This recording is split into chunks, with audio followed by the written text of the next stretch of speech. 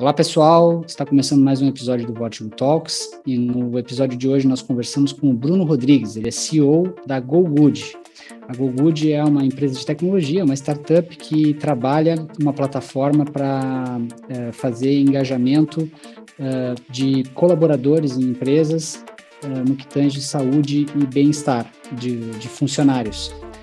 Então, além de a gente tratar sobre esse tema de saúde e bem-estar para colaboradores, a gente também falou um pouquinho da trajetória pessoal do Bruno e um pouco da trajetória da GoGood dentro desse mercado de tecnologia. Então, foi uma conversa muito rica que tratou de empreendedorismo, tecnologia, saúde e bem-estar e acabou que o papo ficou bem bacana. Confere aí. Bruno, bem-vindo aí ao Vortigo Talks. Oi, Thiago, prazer imenso, obrigado por me receber aqui. Imagina, a gente aqui agradece. Bruno, sempre abro nossos bate-papos aqui pedindo para o nosso convidado falar um pouquinho da trajetória, né? E eu sei que tem algumas curiosidades bem legais aí que tu tens para dividir. Eu queria que tu começasse por aí, né? E aí depois eu engato em outros temas aí que a gente conversou já previamente e vai comentar aqui relacionados à saúde e bem-estar de colaboradores.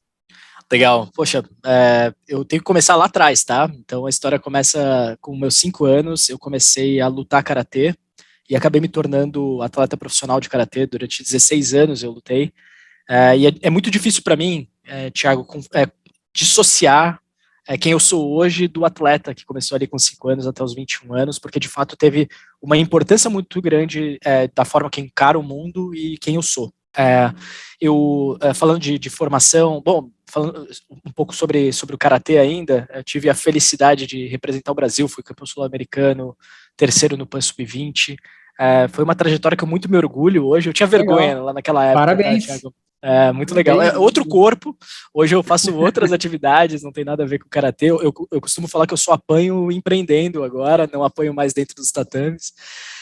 Mas de fato teve uma importância muito grande, assim, da forma que eu vejo existe uma relação muito grande entre a jornada empreendedora e a jornada esportiva, né? Eu acho que a gente vai falar um pouquinho desse. Né?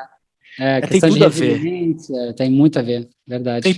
Tem tudo a ver. Ainda pegando a mesma referência, né? Antes, o desafio do karatê é você tomar um soco no nariz e voltar com mais energia para vencer a luta, né? Isso tem tudo a ver com a jornada empreendedora. A gente vai falar muito de inovação. Eu acho que resiliência, a vontade de fazer acontecer, ser apaixonado pela jornada, não só pelo resultado. Acho que tem tudo a ver com esporte e a gente vai falar certamente bastante sobre isso. Mas de formação acadêmica, né? Eu sou de Santos, São Paulo. Uma família que sempre esteve por lá praticamente, mas eu acabei saindo, fiz direito, sou advogado de formação, que não tem absolutamente nada a ver com o que eu faço há mais de 10 anos. Fui trainee do Grupo RBS, então por isso fui para o sul do país, né, inicialmente para Florianópolis, depois para Porto Alegre, e acabei tendo uma formação executiva, né, falando de negócios, marketing e comercial. Pude conhecer todos os cantos aí do Rio Grande do Sul, atuando com o interior, né, de Uruguaiana, Bagé, e, poxa, para um paulista que estava tão distante, isso foi apaixonante. E depois trabalhei diretamente com a área de comunicação nos 2 estados, né, de Santa Catarina e Rio Grande do Sul, quando ainda não havia a separação do Grupo RBS desses 2 estados. E desde 2015, desde 2014 eu tive a ideia de empreender, na verdade, tinha muita vontade de empreender com alguma coisa que tivesse um significado muito forte com quem eu sou, e fiz um curso, na verdade, da Universidade de Stanford, em 2015, que os professores de MBA vinham para o Brasil, e foi uma experiência extraordinária, Thiago, para, de fato, sair de executivo para empreender. E a GoGood, que era uma ideia de negócio que eu tinha, ela foi incubada nesse programa de alguns meses aí, 2015, e de fato desde 2016 eu estou empreendendo à frente da GoGood, que a gente vai falar bastante sobre tecnologia para bem-estar, né, de como que a gente facilita o acesso das pessoas a mecanismos de saúde física e mental. Vai falar de academias, a gente vai falar de psicólogos, nutricionistas, assim por diante, facilitando essa jornada e empoderando a empresa, né, para trazer essas pessoas para terem mais qualidade de vida. Então são 6 anos empreendendo, algo que começou lá aos 5 anos, vamos dizer assim, com o esporte, passando por uma jornada executiva e hoje empreendendo há 6 anos, Thiago. Muito legal.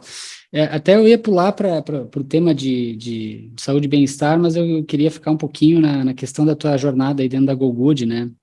O nosso público é muito de tecnologia, e tu tem uma empresa de tecnologia, né, que está empreendendo. Como é que foi essa jornada? Em que estágio a empresa está? Quais foram as dificuldades no caminho, né? Tu falou que agora só apanha como empreendedor, não mais como lutador, né? Então, o que tu consegue dividir com a gente sobre essa jornada?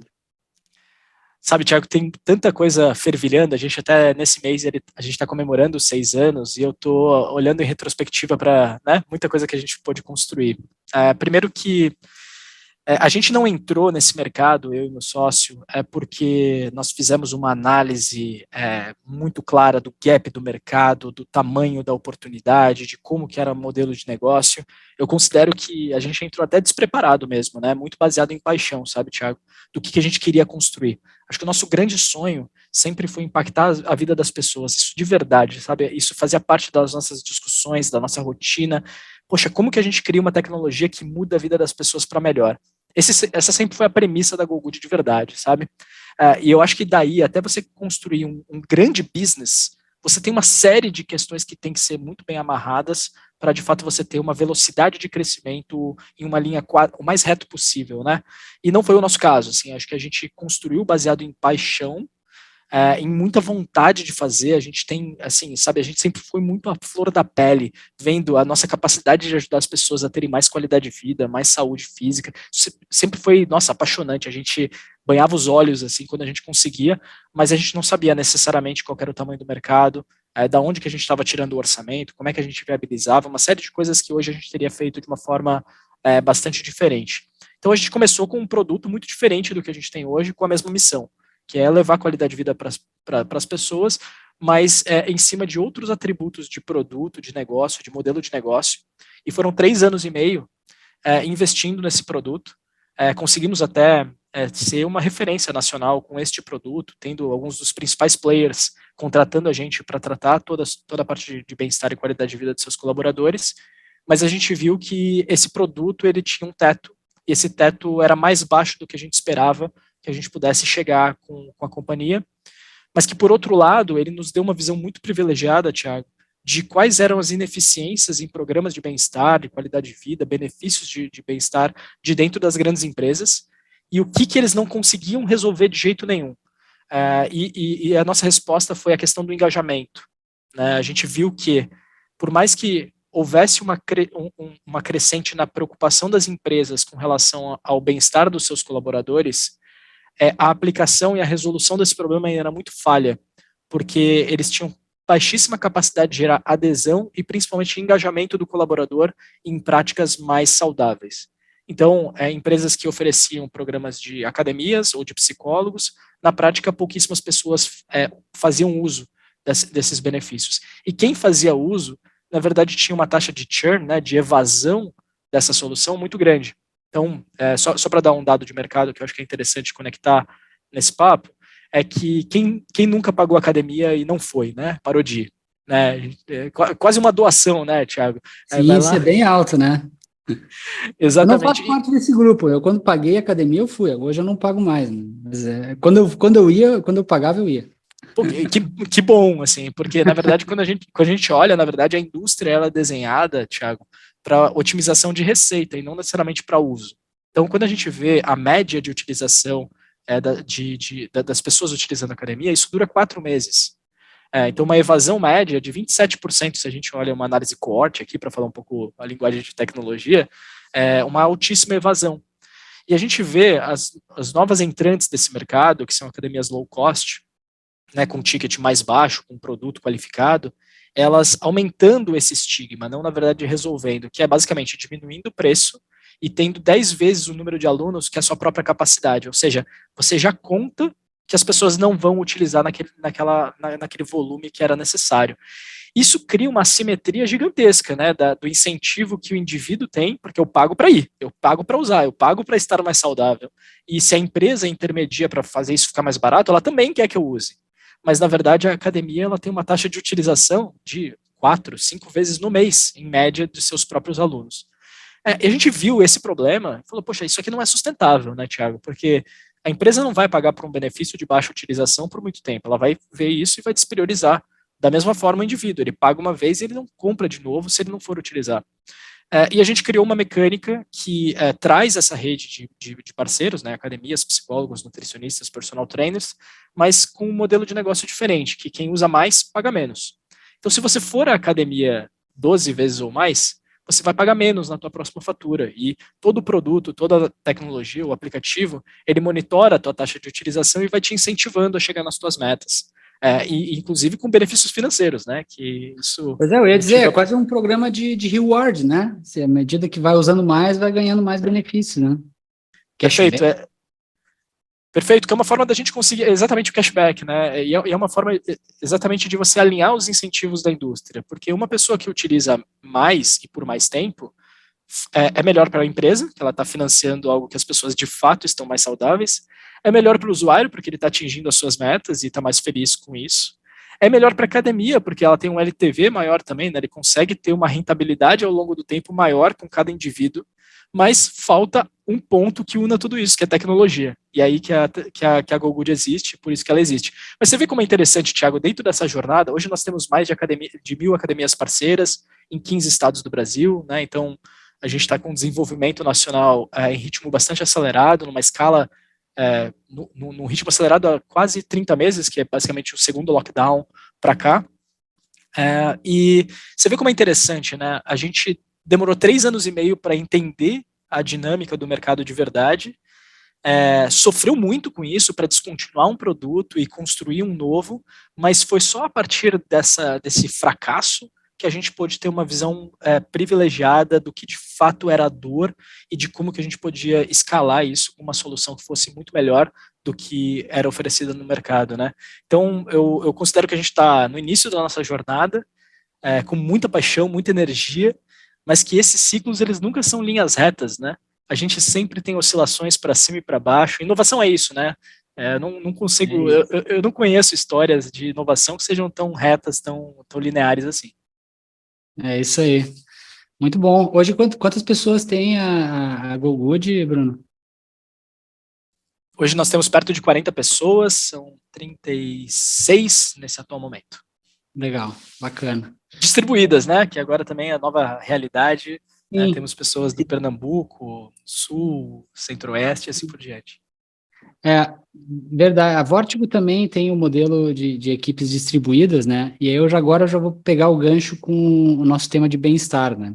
A partir da pandemia, onde as pessoas tiveram que trabalhar de casa, né, remoto, se percebeu uma preocupação maior das empresas com o bem-estar, né, das equipes, né? Porque realmente, né, na pandemia, muita gente teve dificuldade, o cara não tem o espaço adequado para trabalhar, tem filho, e, enfim, perde produtividade, alguns ganham, alguns perdem, né, mas, assim, a preocupação com bem-estar psicológico também é uma questão bem importante. Aqui na Vortex a gente chegou a fazer alguns programas, alguns incentivos nesse sentido, né.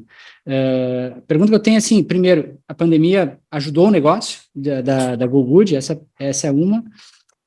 E a segunda é como é que tu vê essa questão aí agora que está acabando a pandemia e provavelmente alguns segmentos vão ficar 100% remotos, como tecnologia, mas alguns vão começar a ficar híbridos, outros vão para presencial, e como é que tu enxerga o tratamento de saúde e bem-estar aí nesse novo contexto aí pós-pandemia, vamos chamar assim? Legal, Thiago. Bom, primeiro que quando veio a pandemia, ela atrapalhou demais. Demais, porque as academias fecharam. E grande parte da nossa receita ela é através de intermediação de academias. Então a gente teve, na verdade, de um mês para o outro, quando o primeiro lockdown veio, a gente reduziu em 95% a nossa receita. Então foi catastrófico. Né? Foi um choque gigantesco numa empresa que estava crescendo, que estava atingindo as suas metas. A gente teve que dar vários passos atrás aqui no nosso jogo de tabuleiro. Mas naquele momento a gente sentou e tentou entender o que aconteceria pós lockdown, E a gente viu que, na verdade, a nossa temática ia acelerar demais, sabe, Thiago? Que talvez o que demorasse 5 anos para chegar num nível de consciência da empresa com relação à saúde e bem-estar dos colaboradores, essa preocupação e, de fato, investimento, talvez acontecesse em 6 meses, 1 ano. Então, a nossa aposta foi muito que isso aconteceria e, de fato, aconteceu. De fato, a gente vê empresas hoje. Quem começou olhando para a saúde e bem-estar eram aquelas empresas de tecnologia que são early adopters, né, que estão à frente do seu tempo, que já tentam buscar os melhores benefícios, que são inspiradas no Google, no Facebook, enfim, Airbnb, Netflix, que tem, poxa, todos os benefícios do mundo, e daqui a pouco você coloca também benefícios de saúde e bem-estar. Hoje, eu tenho muita felicidade de ver indústrias metalmecânicas, empresas em tese, duras, tradicionais, olhando para a saúde e bem-estar dos seus colaboradores. Isso saiu da bolha, né? Essa bolha explodiu e ela contaminou positivamente todo o mercado, independentemente do segmento que você atua. E muito por conta dessa disseminação da discussão que a pandemia traz. Mas, na verdade, o problema já existia, né, Thiago? Isso é uma coisa que é quase meio maluca mesmo, porque o Brasil ele já estava num ranking de um dos países mais depressivos e ansiosos, mesmo antes da pandemia. Isso já era um problema gigantesco. O nosso país é um país altamente sedentário, né? Algumas pesquisas mostram que ali entre 60% e 70% das pessoas não fazem o mínimo do recomendado pela OMS. Então já era um problema sistematizado a questão, né, de saúde física e mental. Mas, de fato, o entendimento, essa conexão desse problema com a responsabilidade que a empresa tem sobre ele, né, por que ela tem que ajudar a resolver esse problema, ela foi muito catalisada por conta da pandemia, e eu acho que a gente está bem posicionado nesse momento para ajudar o mercado a entender como que pode resolver mais isso, né. E já tinha algumas coisas também que ajudaram, né, 1 ano antes, acho que foi em 2000 mesmo, tá, a OMS reconheceu o burnout como uma síndrome atrelada ao trabalho, né, uma doença do trabalho, de fato. Isso acho que facilitou muito esse entendimento que as empresas têm sim uma responsabilidade também sobre a saúde dos seus colaboradores, né? Não é só vítima, mas também pode ser agente de tudo isso. E a gente viu aqui na nossa experiência, né, alguns se tornaram extremamente produtivos, né, outros eles tiveram dificuldade de organizar horários, que como o cara ele já acorda e já começa a engatar o trabalho quando vê, ele não precisa se deslocar, então ele não tem né, o deslocamento, ele vai e aí realmente corre o risco de burnout, né, por não ter uma gestão de tempo adequada, né. Outros, claro, com perda de, né, parentes e tal, sentiram um pouco mais o aspecto psicológico, mas então, na trajetória da GoGood com pandemia, teve um efeito estilingue, no primeiro momento uma queda brusca, mas depois talvez até o mix de serviços que eles ofereceram é menos academia e mais saúde mental, e aí depois, quando voltou à academia, equilibrou, né? Foi mais ou menos assim. Foi exatamente assim, mas a gente se surpreendeu com algumas coisas também, sabe, Thiago? Hoje, a gente ainda tende a olhar para a saúde mental como algo descasado da saúde física. É muito maluco, porque todo o movimento da medicina é por hiperespecialização, né? Quando a gente está com uma dor na barriga, você tem o médico que você tem que falar sobre aquele problema especificamente. Quando, na verdade, a maior parte dos nossos problemas são interligados, né? Quando a gente olha na questão de prevenção. E sim, nós trouxemos psicólogos, nós trouxemos nutricionistas, fizemos uma série de iniciativas de bem-estar mental, e quando a gente vai ver as maiores capacidades de transformação que a gente tem nos nossos usuários, a gente chama de membros aqui, na verdade eles até fazem sessões de terapia, eu faço terapia, super incentivo todo mundo que faça também, mas o que mudou a vida de muitos deles foi conseguir conciliar a atividade física frequente com a terapia. E muitos deles não tinham capacidade de acessar esse segmento de saúde física também. Né? Fazer um Pilates, que tem um ticket bem mais alto, né? Muito mais caro, pessoas não conseguem colocar isso dentro da prioridade orçamentária.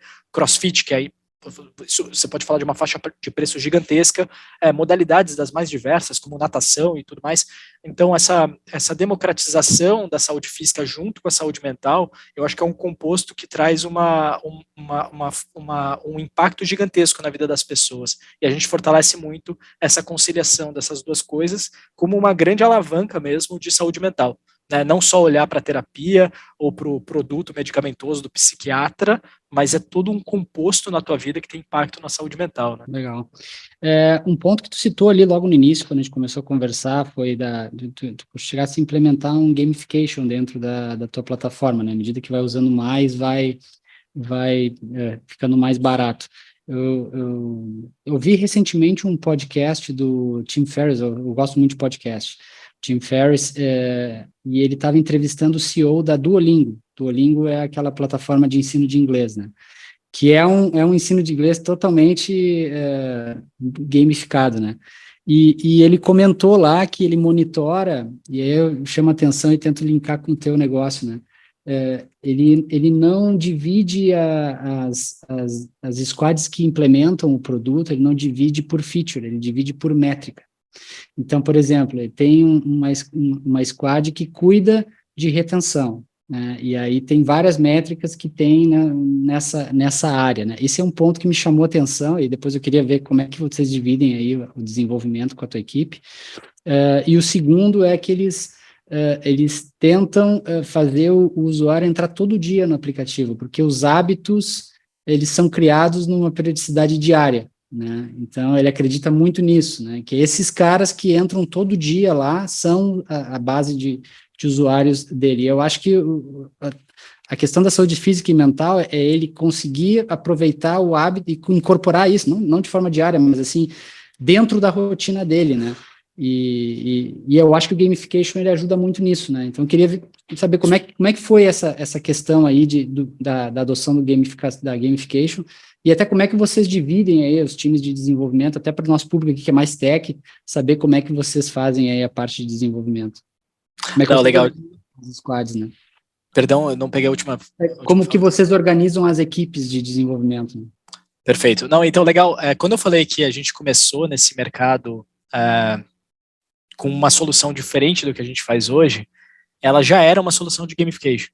Então, a gente acredita muito na capacidade que a tecnologia tem de você aumentar a frequência de uso, de você, de fato, transformar hábitos a partir do gamification. Mas a gente aprendeu algumas coisas sobre quais são os triggers que, de fato, alteram o comportamento das pessoas de uma forma permanente. Porque quando você coloca uma dinâmica de gamification, é muito, não vou dizer muito fácil, mas é mais fácil acertar o acesso inicial do que o loop de mudança de comportamento ao longo do tempo. Vou dar um exemplo para você.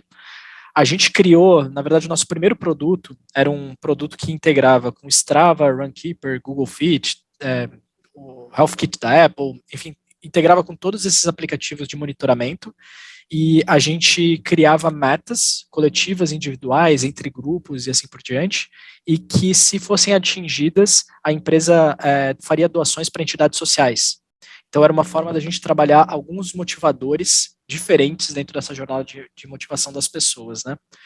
Então, basicamente, a gente tinha um input necessário, que era o tipo de atividade física que a pessoa ia fazer, podia ser pedalada, caminhada, corrida, uma série de coisas, uma dinâmica de game, então, dinâmicas de ranking, dashboards, enfim, grupos disputando entre departamentos, andares, o que a gente quisesse fazer, e um outcome que era doações sociais. É quase como se você tivesse 3 etapas disso tudo. E a gente foi mexendo em tudo isso, assim, tentando ver quais eram as mecânicas que geravam, de fato, mais engajamento, com tipos de premiação diferentes, e por isso a gente chegou nessa dinâmica do cashback com uma meta individual, clara, recorrente, que as pessoas não dependam das outras, né, e, de fato, com um benefício financeiro no bolso das pessoas. A gente aprendeu que a maior simplificação que você pode ter no sistema de gamification vai gerar um maior impacto, desde que você acerte, obviamente, qual que é essa, e quando você tem uma meta independente das outras pessoas, com um benefício claro e possivelmente financeiro para você, você tende a ter 2, 3 vezes mais chance de engajamento ao longo do tempo do que outras mecânicas de gamification. Então, não sei se ficou claro, mas só para falar um pouco dos aprendizados para a gente chegar nessa coisa que é tão simples, que quando eu digo para ti, poxa, a questão do cashback, por que tem uma meta e tudo mais, porque de fato, de tudo que a gente experimentou em 3 anos e meio de motivação, essa foi a forma que gerou uma métrica mais agressiva de engajamento ao longo do tempo. Hoje, para você ter uma ideia, Thiago, o que uma academia consegue ter 3, 4, 5 visitas em média por usuário por mês, a gente tem perto de 10, são entre 9 e 11 usos de academia por mês. Então, de fato, a gente consegue multiplicar a taxa de uso através, né, da tecnologia que a gente acabou desenvolvendo para motivar essas pessoas a utilizarem. Então, o Duolingo é uma referência também, né, em gamification. Na hora linkei com o Duolingo, né? E tem muito a ver. Mas tem muito a ver.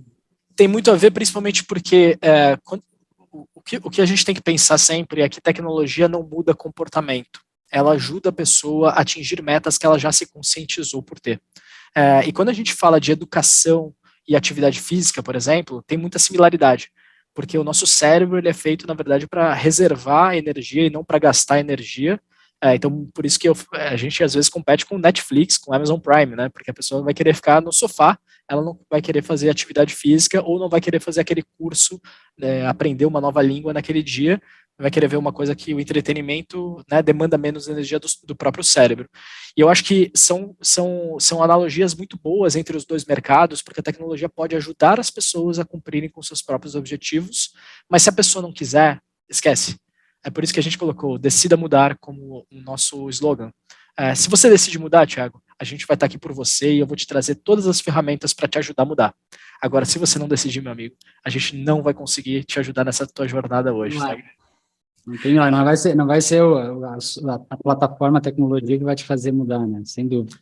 Tecnologia não cria comportamentos, ela ajuda a mudá-los quando a pessoa quer. A gente aprendeu isso. E sobre tecnologias, né, sobre a divisão da Squad, a gente teve sempre a sorte de ter uma fortaleza em produto que começou com um sócio de tecnologia, ele é PhD, até pela URGS, fez o doutorado de sanduíche pela URGS no Rio Grande do Sul, e ele sempre foi uma máquina de desenvolvimento. Então, desde os primeiros movimentos, assim, a gente sempre teve um produto muito sólido, com poucos desenvolvedores, e a gente acabou, nos últimos tempos agora, subdividindo por categorias de produto.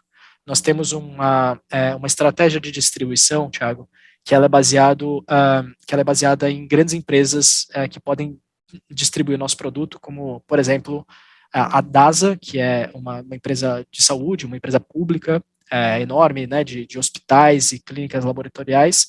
Ela tem um produto da GoGood que a gente trabalha junto numa determinada região e que todos os seus clientes podem ter acesso à nossa plataforma, mas ele é um white label nosso, né? Ele é o Navifit, né? Que é o produto deles, que a gente é totalmente embarcado e a gente opera. Então, a gente vai subdividindo por esses grandes canais e, obviamente, tem uma administração central para todas as atualizações, elas gerarem, enfim, os benefícios para todos os produtos, mas hoje a gente faz uma distribuição mais por produto do que propriamente por stakeholder e assim por diante. A gente está implementando uma visão agora por stakeholder também, importante dizer, porque nós temos, na verdade, múltiplos stakeholders aqui, né? Nós temos as empresas, nós temos os usuários, os membros, as academias e os canais. Então, são muitos deles e a gente acaba meio que incorporando tudo dentro da mesma squad. A gente está tentando verticalizar um pouco mais, baseado no stakeholder também, porque são muitos produtos aqui no meio também. Legal. A visão para o stakeholder é uma abordagem interessante também, dependendo do negócio, né? Um bom insight esse. Legal, Bruno. Chegamos no nosso horário aqui. Para finalizar, para quem quiser conhecer um pouco mais sobre a GoGood, quais são os canais de acesso e para te encontrar também, por onde que nas redes sociais tu é mais ativo. Legal. Bom, para conhecer um pouco mais da GoGood, tem aqui GoGood, então www.gogood.com.br, gogood.com.br. Para me encontrar, principalmente LinkedIn, Então, Bruno Rodrigues, GoGood, provavelmente vai achar. Bruno Rodrigues tem vários. Pela GoGood vai ser mais fácil ali. E eu tenho estado cada vez mais ativo também, publicando algumas coisas por lá. Vai ser um prazer aqui me conectar com as pessoas que tiverem algum tipo de conexão com a mensagem que a gente passou aqui. Muito bom. Bruno, muito obrigado pela tua disponibilidade, dividir aqui tua história e teu conhecimento sobre saúde e bem-estar aí das pessoas. Foi um prazer te ter aqui com a gente e quem sabe aí no futuro tu não volta aqui para contar mais trajetórias de crescimento aí da GoGood. Muito obrigado de novo. Thiago, super obrigado pelo convite, foi um prazer enorme estar aqui contigo, parabéns pela iniciativa, eu acho que tudo que aumenta a educação, a conscientização, a troca, isso faz o nosso mercado cada vez maior, melhor. Eu também sou um fã de podcast, assim como você comentou, eu acho que isso nos faz muito mais capaz aqui de fazer as sinapses, as conexões, as ligações de pontos aqui que a gente tem que fazer todos os dias. Eu acho que essa iniciativa de vocês só acelera. Então, obrigado pela oportunidade de falar um pouco da gente também. Valeu. Muito bom. Agradeço aí o elogio. Obrigado e até a próxima.